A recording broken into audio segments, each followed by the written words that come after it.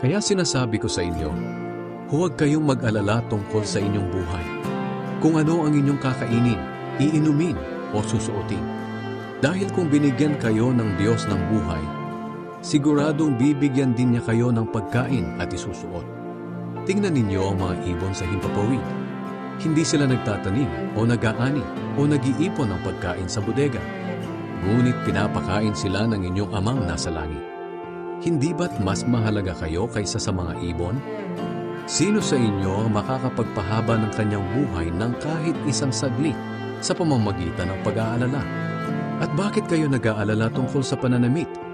Tingnan ninyo ang mga bulaklak na tumutubo sa parang. Hindi sila nagtatrabaho o naghahabi. Ngunit sasabihin ko sa inyo, kahit si Solomon ay hindi nakapagsuot ng damit na kasing ganda ng mga bulaklak na ito sa kabila